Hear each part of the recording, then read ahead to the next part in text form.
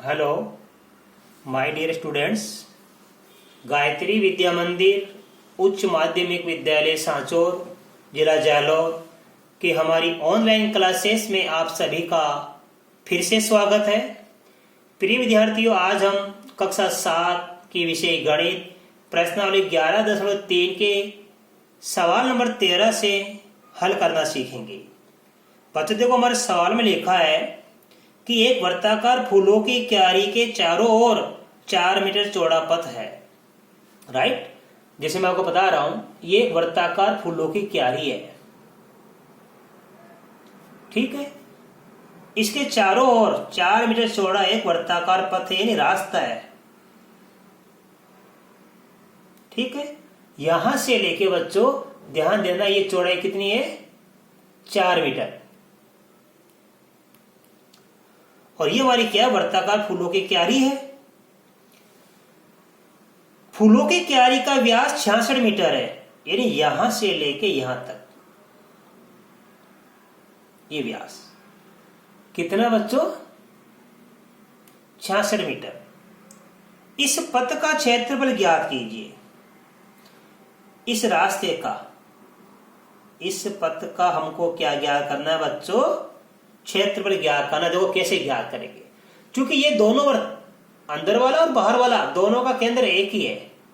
ये केंद्र एक ही है, तो इसको बोलेंगे सकेंद्रीय वर्त, समान केंद्र वाले वर्त हैं दोनों।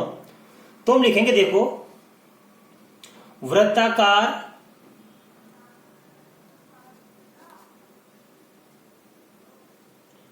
फूलों की क्यारी का व्यास बराबर 66 मीटर है। इसलिए वृत्ताकार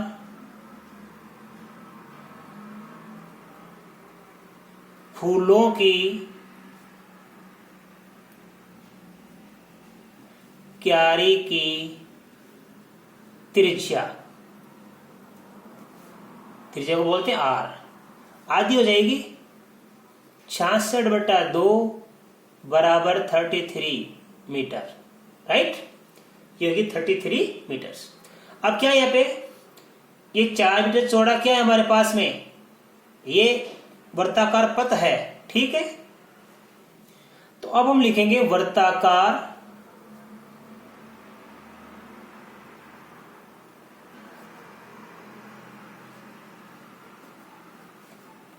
पथ सहित, वर्ताकार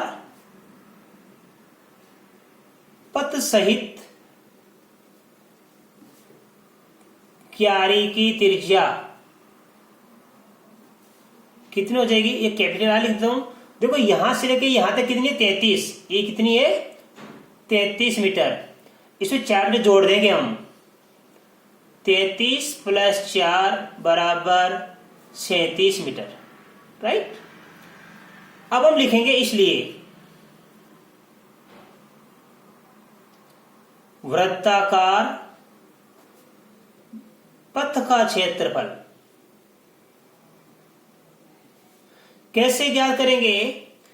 कि वृत्ताकार पथ का क्षेत्रफल ज्ञात करने के लिए हमें इस बाहर का जो वर्त है, इसके क्षेत्रफल से क्या घटाएंगे? हम ये भीतर के वर्त का क्षेत्र घटाएंगे, अर्थात ये बन जाएगी वलय। जब यहाँ पे हमारे पास बच्चों ये दो वर्त बन जाते हैं जिनका केंद्र एक ही होता है, तो ये वलय कहलाती है। तो वर्ताकार पथ का क्षेत्र कैसे क्या करेंगे? अर्थात ये वलय बन गई, वलय बोलते इसको। वलय का क्षेत्रफल ज्ञात करने का सूत्र था pi capital R square minus small r square, यानी बड़े वर्त के क्षेत्रफल में से ये छोटे वर्त का हम क्षेत्रफल घटाएंगे। हमारे सवाल का पाई का मान 3.14 लीजिए, तो मैंने लिख दिया 3.14।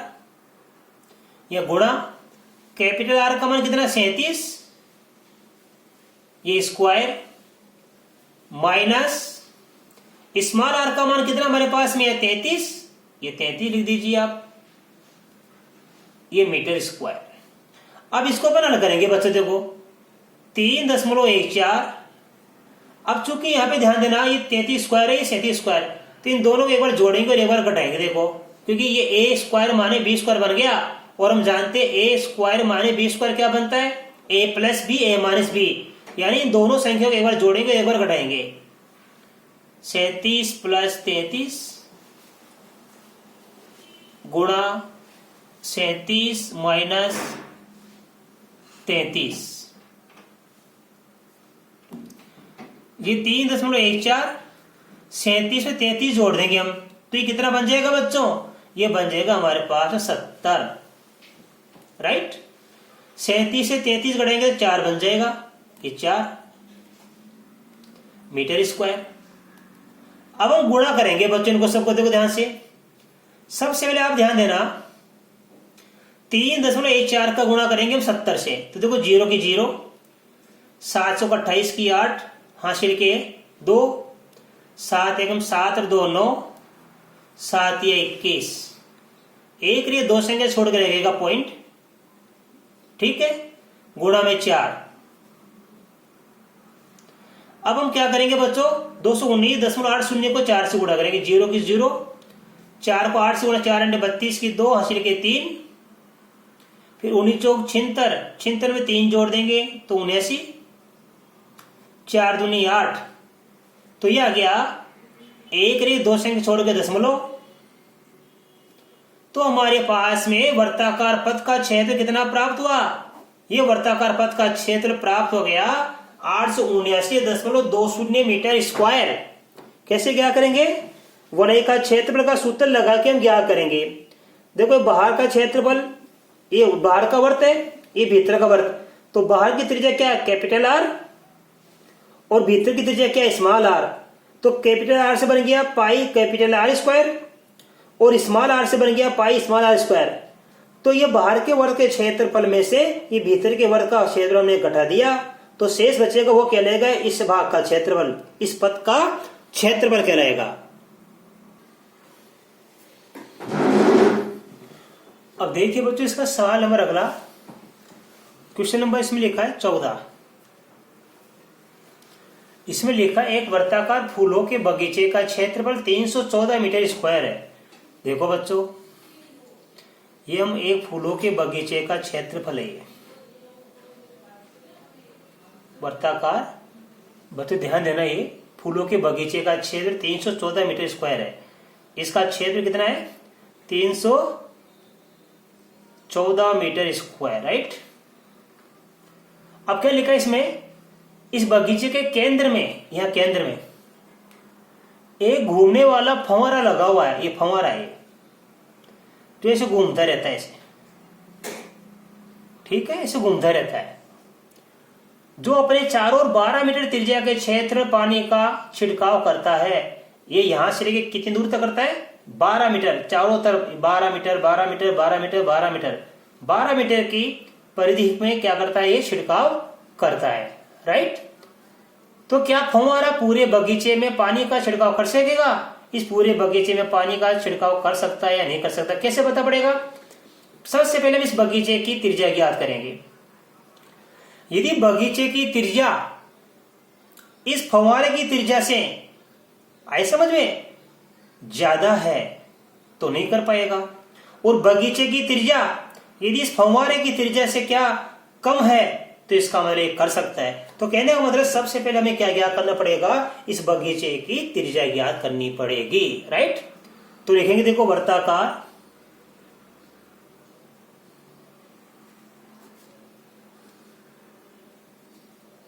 फूलों के बगीचे का क्षेत्रफल बराबर 314 मीटर स्क्वायर है। अब लिखेंगे, माना बगीचे की त्रिज्या, हमने क्या मान ली, आर, इसलिए बगीचे का क्षेत्रफल, सूत्र क्या लगेगा, पाई आर स्क्वायर, राइट। अब हमारे सवाल में लिखा है कि पाई का मान 3.14 लीजिए। पाई बराबर क्या लेना हमको? 3.14 लेना है बच्चों। तो इस पाई की जगह रखूंगा मैं 3.14 गुणा में आर स्क्वायर बराबर का चिन्ह। अब बगीचे का क्षेत्र दिया 314 मीटर स्क्वायर, तो बगीचे का क्षेत्र ये लिखूंगा मैं यहाँ पे 314 मीटर स्क्वायर, राइट। अब देखो 3.14 का गुणा आर स्क्वायर से हो रहा है, तो हमें पहले आर स्क्वायर का मान क्या करेंगे हम, इसलिए आर स्क्वायर बराबर 314 बटा 3.14, राइट। अब आप देखिए कि यहां पे क्या ये दशमलव उठाएंगे हम, तो जैसे हमने ये दशमलव उठाया तो यहां पे 2 अंक है, तो आप 2 शून्य ऊपर लगा देना, राइट। अब 314 का भाग 314 में देने पर 1 आता है, ये डबल जीरो के डबल जीरो, तो हमारे पास क्या बच गया, आर स्क्वायर बराबर 100। अब हम दोनों और वर्गमूल लेंगे, चूंकि ये 100 किसका मान है, आर स्क्वायर का, तो आर का मान कैसे क्या करेंगे, यहां 2 घात है तो वर्गमूल ले लीजिए दोनों तरफ, 3 घात है तो दोनों तरफ घनमूल लेते हैं, तो 2 घात है ना पे तो वर्गमूल लेंगे दोनों तरफ, दोनों ओर आप वर्गमूल ले लिया करो स्क्वायर के सवाल में। वर्गमूल लेने पर आर स्क्वायर का वर्गमूल आ गया आर, 100 का वर्गमूल आता है, देखो ध्यान देना बच्चों कितना, यहां भी देखो ये आर स्क्वायर है, इसका भी हम वर्गमूल ज्ञात करेंगे, तो आर स्क्वायर का वर्गमूल आर, 100 का वर्गमूल होता है 10, तो आर का मान 10 मीटर आ गया, यानी बगीचे की त्रिज्या, आए समझ में। इसलिए बगीचे की त्रिज्या बराबर आ गई 10 मीटर। बच्चों ने बगीचे की त्रिज्या ज्ञात कर ली 10 मीटर। देखो यहाँ पे बगीचा ना, पे यहां से लेके, ध्यान देना, इस बगीचे की त्रिज्या यहां से लेके 10 मीटर, ठीक है। हमारे सवाल लिखा जो फंवारा है बीच में, ये फंवारा, इस फंवारे की त्रिज्या दे रखी है 12 मीटर। चूंकि फंवारे की त्रिज्या बराबर है 12 मीटर, इसका मतलब ये हुआ कि ये जो फंवारा है ना पे कितनी दूर तक कर सकता है, ये 10 मीटर है और फंवारा यहां से लेके 12 मीटर, 10 से ज्यादा कि 12, तो यहां तक छिड़काव कर सकता है। यानी ये जो फंवारा है वो इस बगीचे को पूरे में छिड़काव कर सकता है, क्योंकि बगीचा क्या करता है कि अपने केंद्र से 12 मीटर की दूरी तक छिड़काव कर सकता है, यहां से लेके यहां तक।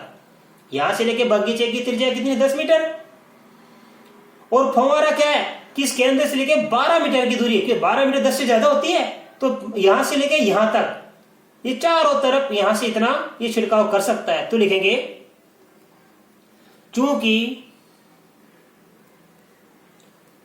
फंवारे की त्रिज्या बगीचे की त्रिज्या से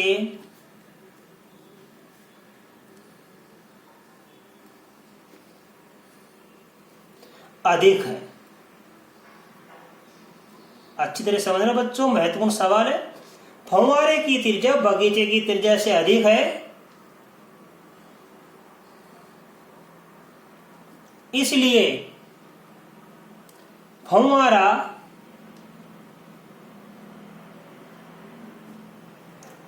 पूरे बगीचे में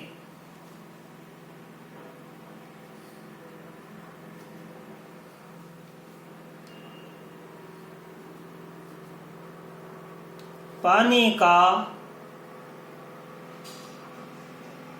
छिड़काव